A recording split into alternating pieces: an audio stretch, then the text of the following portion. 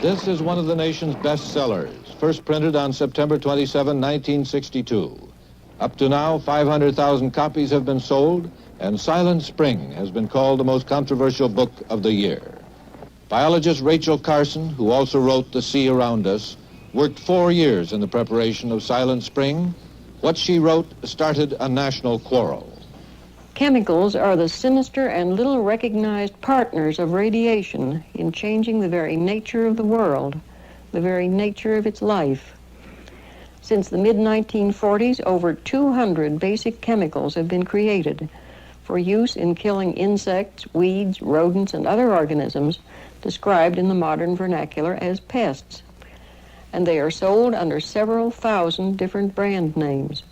These sprays, dusts, and aerosols are now applied almost universally to farms, gardens, forests, and homes. Non-selective chemicals that have the power to kill every insect, the good and the bad, to still the song of birds and the leaping of fish in the streams, to coat the leaves with a deadly film, and to linger on in soil. All this, though the intended target may be only a few weeds or insects. Can anyone believe it is possible to lay down such a barrage of poisons on the surface of the earth without making it unfit for all life? They should not be called insecticides, but biocides. A spokesman for the chemical industry, Dr. Robert White Stevens. The major claims in Miss Rachel Carson's book, Silent Spring, are gross distortions of the actual facts, completely unsupported by scientific experimental evidence and general practical experience in the field. Her suggestion that pesticides are in fact biocides, destroying all life, is obviously absurd in the light of the fact that without selective biological activity, these compounds would be completely useless. The real threat then to the survival of man is not chemical but biological, in the shape of hordes of insects that can denude our forests, sweep over our croplands, ravage our food supply, and leave in their wake a train of destitution and hunger, conveying to an undernourished population the major diseases and scourges of mankind. If man were to faithfully follow the teachings of Miss Carson, we would return to the Dark Ages, and the insects and diseases and vermin would once again inherit the earth.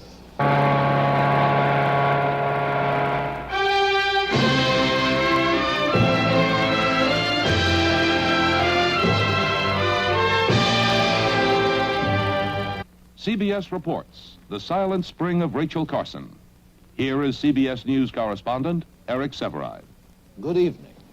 We are living in what has been called the synthetic age, the age of the atom, the missile, the frozen TV dinner. In the next hour, you will hear that this is also the age of the wormless apple and the calculated risk. Miss Rachel Carson and those who agree with her charge that risks involved in the use of chemical pesticides far exceed the benefits they provide, including wormless apples. In the heat of this controversy, one is reminded of Abraham Lincoln's first words to Harriet Beecher Stowe. So you're the little lady who wrote the book that made this great war. Sit down, please.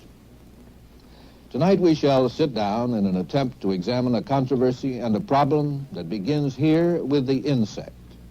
Damage caused by pests in this country alone, an estimated $14 billion a year. We compete for our food with about 3,000 different species of insects.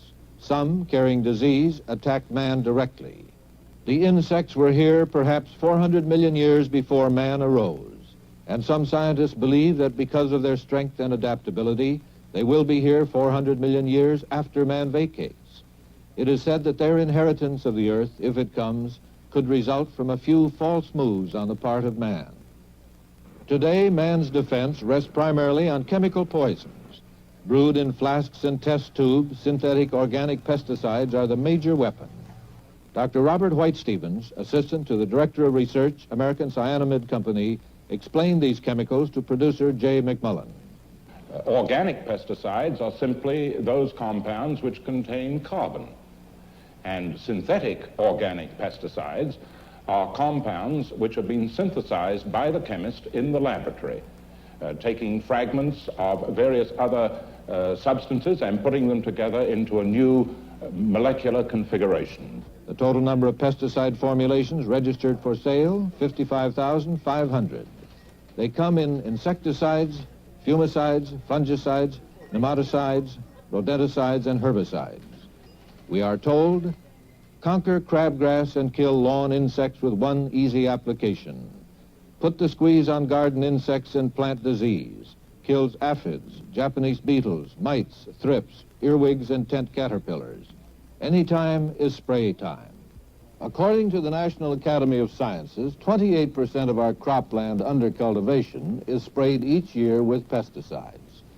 The country's total amount of land treated with pesticides is estimated at more than 194 million acres. The use of pesticides is defended by industry, government, and many farmers for reasons you are about to hear. First, the Surgeon General of the United States, Dr. Luther Terry, on pesticides and human health. Pesticides have contributed considerably, I would say greatly, to health in this country. An example in this direction, I think, is the control of malaria, which has been made possible in this country by the use of pesticides, insecticides. For instance, back in 1935, we had over 150,000 cases of malaria in the United States.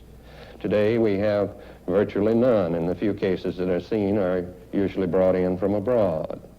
Also, in terms of control of many other diseases, including encephalitis, murine typhus fever, and many others. I think that one should appreciate that though it has been of considerable importance in this country, worldwide, the use of insecticides and pesticides in the control of human disease have been probably of even greater significance. United States Department of Agriculture also defends the use of pesticides. Secretary of Agriculture Orville Freeman. Without the use of some of these controllants, some of these pesticides, and some of these chemicals of various kinds, why we would have let us say, where food and agricultural production is concerned, if not insect ascendancy, at least insect equality, and we'd be moving on the down, not the upside. Many of the new synthetic chemicals are highly toxic contact poisons. Inhalation or a few drops on the skin may cause human illness or death. But we are told, when pesticides, registered pesticides, are used in accordance with label instructions and recommendations, then there is no danger to either man or to animals and wildlife.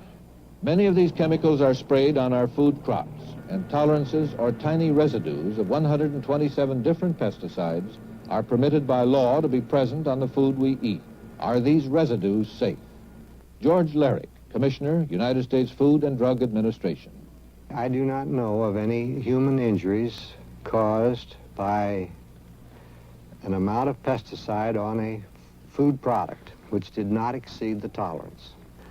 Even though a substance may be toxic or very poisonous in a certain amount, as pesticides are, in smaller amounts, it can be used safely. Is that the general principle? Yes, they're not, I wouldn't say they are all very toxic. They run the gamut from relatively safe ones to very toxic ones, but the tolerances are all based on the principle that you've just stated.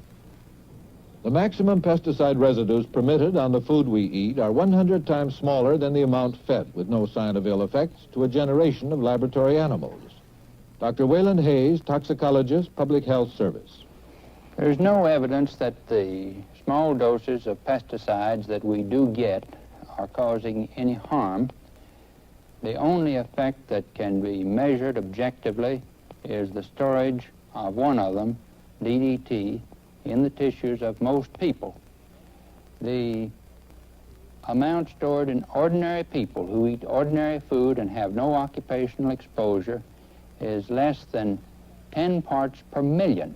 This storage has not caused any injury that we can detect. Up to now, we have presented only one side of the pesticide controversy, but there is more to be said. Miss Rachel Carson. We've heard the benefits of pesticides. We have heard a great deal about their safety, but very little about the hazards, very little about the failures, the inefficiencies. And yet the public was being asked to accept these chemicals, was being asked to acquiesce in their use, and did not have the whole picture. So I set about to remedy the balance there. Excerpts of Miss Carson's remedy, Silent Spring, first appeared in the New Yorker magazine on June 16, 1962. Then Houghton Mifflin Company published the complete text, and Rachel Carson's attack was launched. Chapter 2, The Obligation to Endure. It is not my contention that chemical insecticides must never be used.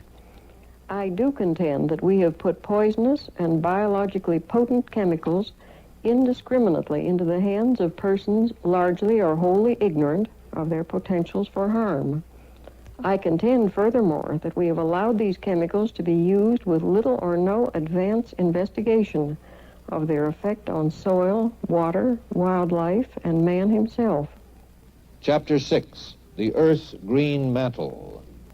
Many herbs, shrubs, and trees of forests and range depend on native insects for their reproduction. Without these plants, many wild animals and range stock would find little food. Now, clean cultivation and the chemical destruction of hedgerows and weeds are eliminating the last sanctuaries of these pollinating insects and breaking the threads that bind life to life. Chapter 7, Needless Havoc. We poison the caddisflies in a stream, and the salmon runs dwindle and die. We poison the gnats in a lake, and the poison travels from link to link of the food chain, and soon the birds of the lake margins become its victims. We spray our elms, and the following springs are silent of robin song, not because we sprayed the robins directly, but because the poison traveled step by step through the now familiar elm leaf, earthworm, robin cycle. When the public protests, confronted with some obvious evidence of damaging results of pesticide applications, it is fed little tranquilizing pills of half-truth. We urgently need an end to these false assurances, to the sugarcoating of unpalatable facts. Chapter 16, The Rumblings of an Avalanche. Spraying kills off the weaklings. Inevitably, it follows that intensive spraying with powerful chemicals only makes worse the problem it is designed to solve. The list of resistant species now includes all the insect groups of medical importance. Beyond the dreams of the Borgias.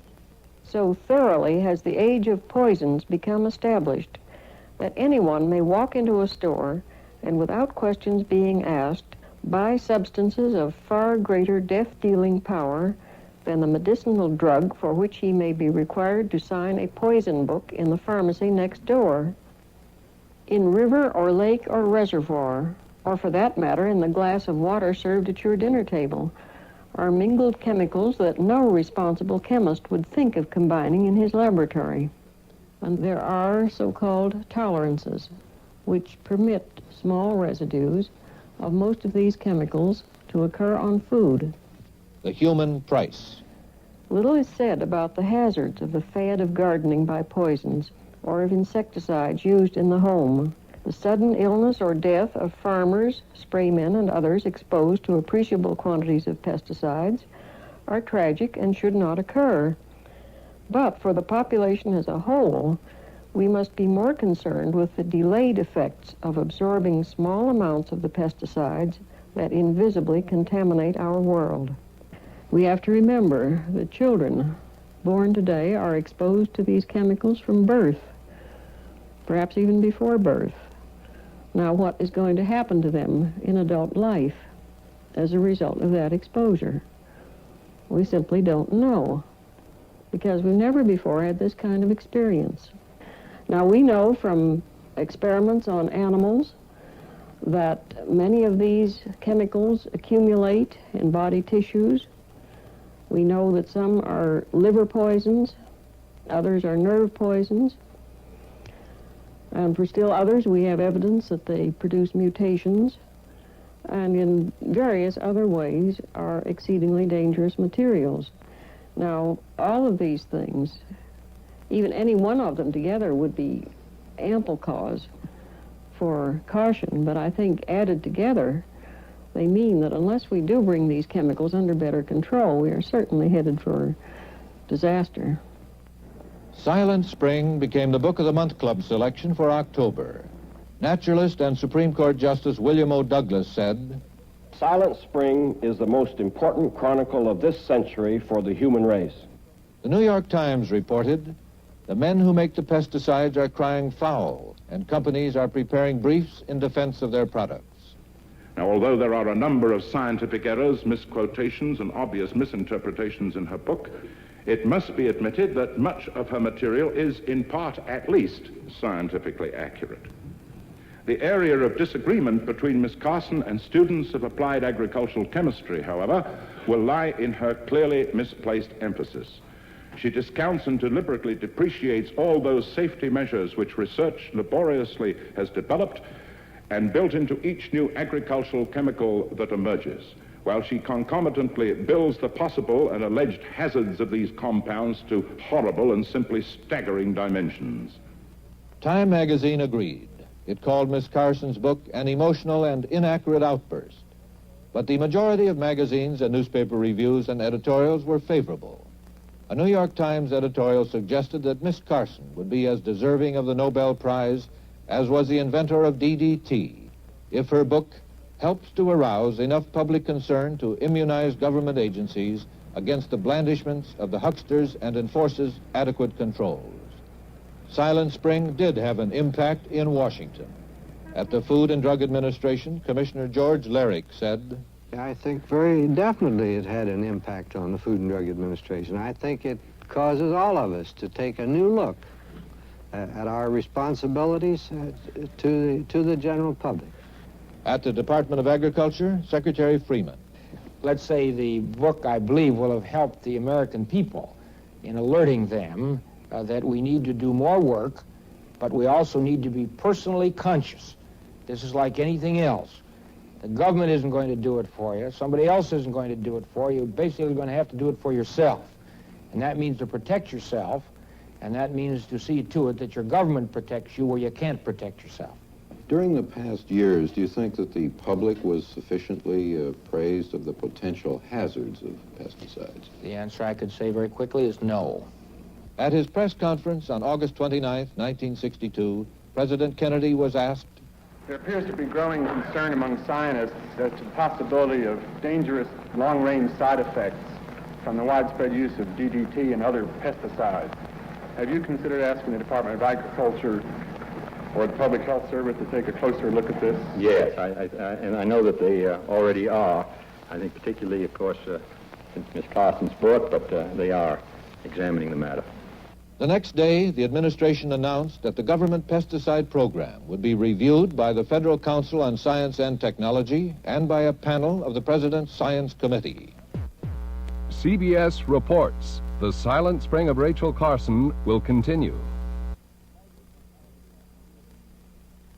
Charges and countercharges had been made, but the glare of controversy tended to obscure acknowledgement on all sides that a pesticide problem does exist. How serious this problem may be is at issue. We shall attempt now to present some facts pertinent to the issue which are not disputed. First, according to the Public Health Service, at least 150 persons die in this nation every year as a result of acute pesticide poisoning. But a tabulation of deaths from pesticides has not been made since 1956, 7 years ago. The total number of injuries or illnesses caused by pesticides each year is unknown. Last year, California reported 850 workers injured through the use of pesticides. Occasional careless use of pesticides on food crops also has resulted in acute poisoning of consumers. George Lerick, Commissioner, Food and Drug Administration. We have had instances of acute poisoning where somebody would use an unauthorized amount, very greatly exceeding the tolerance, or use a pesticide on a crop where they were not authorized to use it at all. And in those instances, we have had acute poisoning episodes. Fortunately, these instances are rare, but they're the sort of thing that we've all got to watch out for with great care. Do they bring nightmares to the Food and Drug Administration, thoughts of this kind? Well, they bring great concern, I will assure you. I don't think, in all honesty, that the controls that we're able to exercise today are truly sufficient in the light of the growing technology and the growing use of pesticides in this field. Would part of the reason for that be the use of widespread spraying, for example, from airplanes? Yes. Because of air drift and wind changes, as much as 80% of a pesticide sprayed from a plane may miss the target. And according to government experts, on occasion, this has caused an unauthorized contamination of food crops or animal fodder. It is also conceded that the use of pesticides has resulted in some damage to fish and wildlife. Speaking for industry, Dr. White-Stevens. It is to be admitted that in certain cases, the use of pesticides on a large scale have reduced certain species of our wildlife in those areas. However, in general, the wildlife has quickly recovered, and the impact of these pesticides upon wildlife is really quite insignificant. Dr. John Buckley, Director, United States Fish and Wildlife Research Center. I think there is no doubt that the use of pesticides has resulted in extensive damage to wildlife. We can't measure this on a continent-wide basis, but wherever we have conducted careful studies, we have had losses that averaged 80% or more. Could any of this damage have been avoided? I think that some of this damage could have been avoided, but there's a great deal of this which was the result of carefully carried out programs, and given the present methods and materials that we have, it could not have been avoided. On the other hand, some of it certainly was the result of accident or the result of miscalculation, where we planned not to treat so close to streams as we in fact did treat other things of this sort. That our water contains pesticides also is uncontested.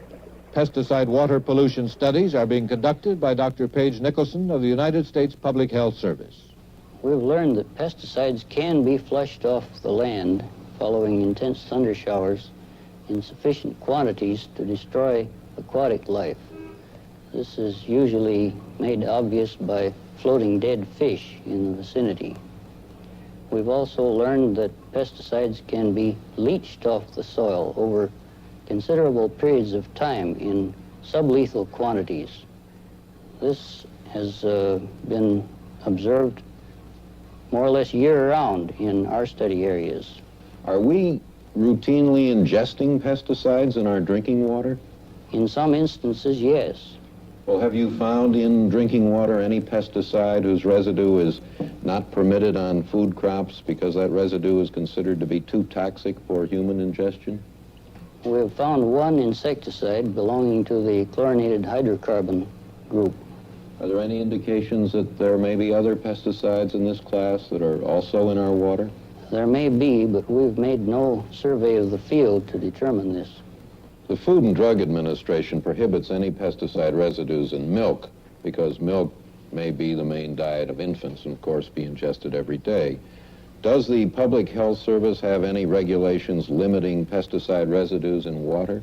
No, it does not. That in milk, one insecticide has been found occasionally also is a fact. George Lerick, Commissioner, United States Food and Drug Administration. There are extremely minute traces of DDT found occasionally in milk, but those amounts are almost down to the infinite in the quantity. But we have never set a tolerance for DDT in milk, and our objective is to keep pesticides generally out of milk, which has a very special status in our food supply as a food for babies. That in the fat or tissues of fish, wildlife, and man, there may be an accumulation and storage of some pesticide residues is not contested. Dr. Wayland Hayes, toxicologist, Public Health Service. All chemicals that are absorbed are stored to some extent, but some of them are excreted very rapidly. Now, all of the chlorinated hydrocarbon insecticides are stored for a long while. That pesticide storage has adversely affected the growth and reproduction of pheasants, ducks, and some other game birds also is a fact recently established. Dr. Buckley of the United States Fish and Wildlife Service. we have found a reduction in the number of eggs laid, a reduction of the fertility of the eggs that are laid, a reduction in the number that hatch from these which were fertile, a reduction in the number of viable chicks that are produced from the eggs that do hatch, and lastly, an increased percentage of cripples among the young which do hatch. In this case, not only does it affect reproduction, but if you'll notice these pheasants here, this is a normal male pheasant. You can see the white band on the neck. This is a male pheasant whose diet included about 125 parts per million of one of the chlorinated hydrocarbons. This male has none of the normal plumage characteristics that you find in the normal male pheasant. This, you notice, has plumage which is typically that of the female. And one other thing I should point out on this, too, that is that the levels that do this are much below the level which will produce death. And this is true not alone of the insecticides, but also this is true of some of our common herbicides, where at levels as low as a fourth that necessary to kill will adversely affect the ability to reproduce. Finally, what has happened to the insects? More than 137 different species of insects have become resistant to some insecticides. This is the reason for producing new chemicals each year to which the insects are not resistant. Jay McMullen asked Dr. White-Stevens, why is it necessary to produce pesticides that are a potential hazard to people? Well, of course, the problem is that we have to kill the insect. We do everything we possibly can to produce compounds which are toxic to insects, but not particularly toxic to animals. This is a very difficult thing to do because living processes are fairly common to all creatures. Carson contends that pesticide chemicals are used without sufficient knowledge of their effects on man and his environment. Yet, according to industry, each new pesticide that reaches the market undergoes some 3 to 5 years of experimentation, costing as much as $2.5 million. Pilot field tests must prove the pesticide's utility to the Department of Agriculture. The Food and Drug Administration must review all experimental data on animal tests and certify that the pesticide can be used safely if label directions are followed. Despite all this, do we know enough about the effects of pesticides? McMullen questioned Dr. Paige Nicholson, water pollution expert, Public Health Service. Do you know how long the pesticides persist in the water once they get into it? Not entirely. Do you know the extent to which our groundwater may be contaminated right now by pesticides? We don't know that either, nor do we know if concentration may be occurring in groundwater. Do you know the effect of long-term exposure of pesticides on aquatic life? Not completely. Do you know how pesticides may interreact within water organisms? This, too, is an area where we need to know more. What remains to be known about the effects of pesticides on birds and other wildlife? Dr. John Buckley, Director, United States Fish and Wildlife Research Center. Proportionally, we've just barely made a dent in this whole field of knowledge. We've examined something like 60 compounds out of the several hundred that are in common use. We've examined their effects on not many more than a dozen species, and yet there are well over 1,000 species of birds alone, well, birds and mammals that we're concerned with. There are many kinds of fish that we're concerned with, and yet it's only a few of these that we've looked at all. In addition, we'd like to know the levels of residues of most of the common pesticides throughout the total environment. We find them on birds, for example, taken from almost any place. And it's most unusual to find a fish sample from any place that doesn't contain a detectable residue. We need to know the rate at which these are taken up, the rate at which they're eliminated, the length of time that they stay, the part of the organism that they affect, whether they, for example, we find concentrations of certain of these in the brain tissue, in liver tissue, in the testes, in the breast muscle, just widely scattered through the animal, largely tied up in the fats of the animal wherever they may be. Do you need to know then how these concentrations affect these particular organs, the brain, the liver?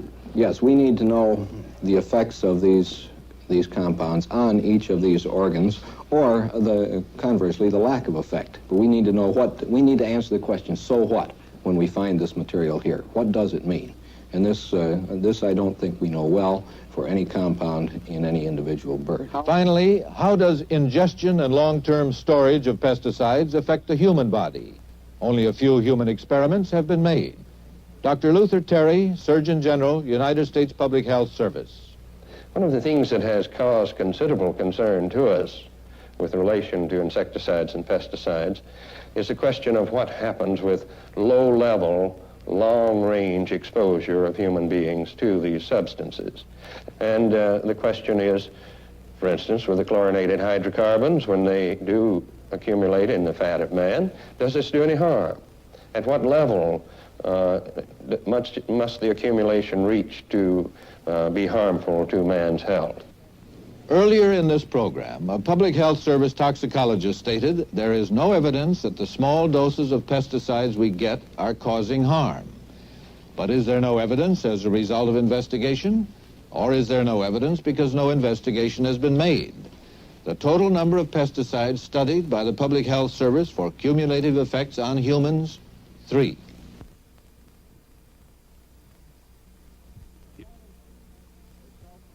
In Silent Spring, Ms. Carson stresses the possibility that pesticide chemicals may be working harm in man in ways as yet undetected, perhaps contributing to cancer, leukemia, genetic damage. In the absence of proof, her critics concede that these are possibilities but not probabilities, and they accuse Ms. Carson of alarmism. Yet few scientists deny that some risk may be involved. Jay McMullen asked Dr. Hartjering, staff member of the President's Science Committee, if the growth and reproduction of wildlife is adversely affected by pesticides, may man also be affected in similar ways? The answer to this question is not easy. There is no direct relationship between wildlife and man, but there is an indirect relation, and to be prudent, we must assume that this reaction could be taking place in man, that there could be an effect on reproduction. We need to study this to determine whether, in fact, this is true or not. It is true that some pesticide residues on food originally thought to be safe for human ingestion later proved to be unsafe. Commissioner Larrick of the Food and Drug Administration. We discovered, for example, that certain class of pesticides had an adverse effect on what we call chloranesterase, which is the chemical in the body that has to do with nerve impulses. And we discovered that this was an effect that was cumulative. If you had 2 of the chemicals of the same general class, you had perhaps more than double the harm. So we had to take that new fact into account, and we stopped allowing any more tolerances with any of those till we had figured out that relationship. But fortunately, the action was taken before I think any harm was done to the public.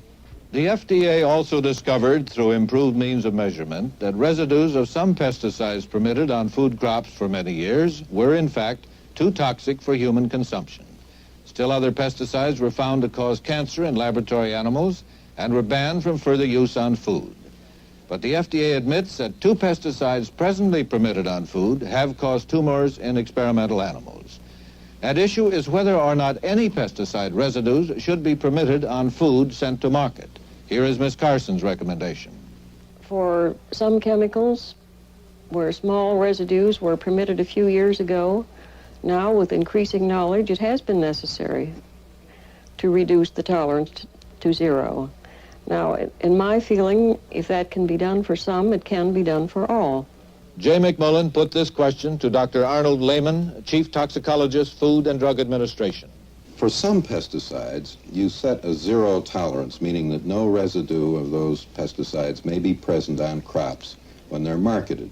Why not set 0 tolerances for all pesticides? I wish I could answer that question in a happy mood, but I can't because the insects won't cooperate. Some insects wait until the crop is mature and then attack the mature crop. And nature provides the time of the appearance of the insects when their food crop is at its best. In other words, you might have to use a pesticide very soon before the crop is being harvested because it's being attacked. That is right. And consequently, then, the pesticide residue will be on the crop. There's no way of getting rid of it. That's Is that right. what you mean, sir? That is right. Interstate shipments of food containing pesticide residues, either unauthorized or exceeding the amount permitted by law, may be seized by inspectors of the Food and Drug Administration and destroyed. But are consumers adequately protected by the FDA? Ms. Carson. At the present time, the Food and Drug Administration is greatly overburdened. It has a very inadequate staff for checking the shipments that move from one state to another. Now, obviously, they need a great deal more money. They need a great many more inspectors. FDA Commissioner George Lerick. We have been sampling about 1/3 of 1% of the shipments that move in interstate commerce. This year, Congress has given us enough money so that we hope to sample 1% of the shipments, but I do not think that's enough. Another recommendation that I feel very strongly about is that we should have legislation requiring that these pesticide chemicals be thoroughly tested for genetic effect before they're put on the market. Now, we certainly have had tragic warning in the recent months that drugs can cause serious malformations and other defects in generations yet unborn. Now, pesticides may well have the same effect. Dr. Lehman of the Food and Drug Administration. I have talked to geneticists about this problem, and in order to establish a genetic effect, they tell me that the test must go through at least 20 generations. Now, man's generation is about 25 years, so that would take 500 years to test it on man. You don't have to test these on generations of human beings. You can test them on laboratory animals, the same sort of organisms that have been used successfully for many years to determine genetic effect. In spite of her view that present pesticide safeguards are inadequate, Ms. Carson does not advocate discontinuing the use of pesticides immediately. Instead, she proposes a gradual shift to other methods of pest control. We must go on to think in terms of other methods of control, of much more scientific, much more accurate and precise methods. And these do lie in the field of biological controls. Speaking for industry, Dr. White-Stevens. The trouble with biological control is that it's far too specific. One predator eating only one insect, when we need to control 20 on a given crop. It is usually too late. The predator doesn't arrive until such time as the pest has already ravaged the crop. This isn't just a matter of setting the insects to eating each other, as many people suppose. Biological controls might involve something like sterilizing large numbers of the insect that you desire to be rid of. These sterile males will then mate with the wild insects and in time compete so successfully that the population will be wiped out. It might mean also the use of natural secretions of the insects as lures, which would draw them perhaps into traps containing poisons. All of these methods are being experimented with, some with a great deal of promise. Jay McMullen asked Secretary of Agriculture Orville Freeman, are you in favor of more research in the field of biological controls? Yes, indeed. I think this is the direction in which it should move and the direction in which it is increasingly moving. How much money is the Department of Agriculture spending annually for biological control? Well, in the biological and environmental control area, we are presently spending about $1.5 million a year in research. This figure compares with the $2 million figure which industry says it costs them to produce just one pesticide. Are you asking for more funds for biological control? Well, we're asking for all the funds that we can effectively use in this area and giving it very, very strong emphasis. There's a good deal of pioneering research going forward, and we are continuing to give it very strong emphasis. The research, insofar as pesticides are concerned, the money for that comes from industry. The money for biological control must come from whom? Must come from the taxpayer. Producer reporter Jay McMullen spent 8 months investigating the issues involved in the pesticide problem. This report continues in his words. 8 months ago, we set out to determine just how serious the pesticide problem really is. In that attempt, we have failed. Without sufficient facts, there can be no meaningful conclusion. To review, on this report, scientist after scientist has pointed to an appalling scarcity of facts concerning the effects of pesticides on man and his environment. You have heard that statistics on fatalities or non-fatal accidents or illnesses caused by pesticides are either non-existent or incomplete. What about the cumulative and long-range effects of pesticides? Are these chemicals causing genetic damage or contributing to cancer or leukemia? Without research, there is no evidence. Without evidence, there is no answer. Should we be alarmed when the Commissioner of the United States Food and Drug Administration states flatly, as he did on this program, that pesticide controls are inadequate? Should we be alarmed that we are ingesting some pesticides that have affected reproduction or caused tumors in laboratory animals? We don't know the answers to these questions. 8 months ago, the President's Science Committee began its investigation. But up to now, no report has been issued. And CBS News has learned that dissension among government agencies is delaying that report.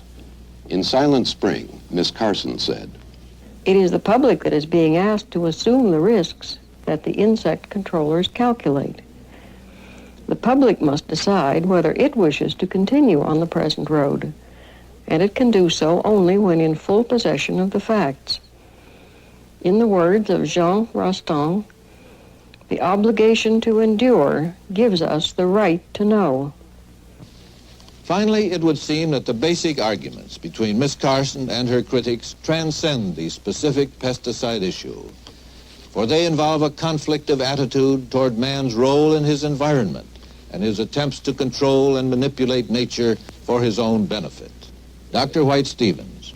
The crux, the fulcrum over which the argument chiefly rests is that Ms. Carson maintains that the balance of nature is a major force in the survival of man, whereas the modern chemist, the modern biologist, the modern scientist believes that man is steadily controlling nature, that he has already disrupted the balance of nature by his overburgeoning numbers, his cities and his airports and his roads and the way of his life.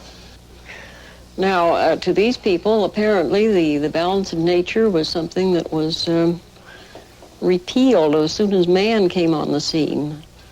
Well, you might just as well assume that you could repeal the law of gravity. The balance of nature is built of a series of interrelationships between living things and between living things and their environment. You can't just step in with some brute force and change one thing without changing a good many others. Now, this doesn't mean, of course, that we must never interfere, that we must not attempt to tilt that balance of nature in our favor. But when we do make this attempt, we must know what we're doing. We must know the consequences. Man's attitude toward nature is today critically important, simply because we have now acquired a fateful power to alter and to destroy nature. But man is part of nature, and his war against nature is inevitably a war against himself. The rains have become an instrument to bring down from the atmosphere the deadly products of atomic explosions. Water, which is probably our most important natural resource, is now used and reused with incredible recklessness. Now, I truly believe that we in this generation must come to terms with nature. And I think we're challenged, as mankind has never been challenged before, to prove our maturity and our mastery, not of nature, but of ourselves.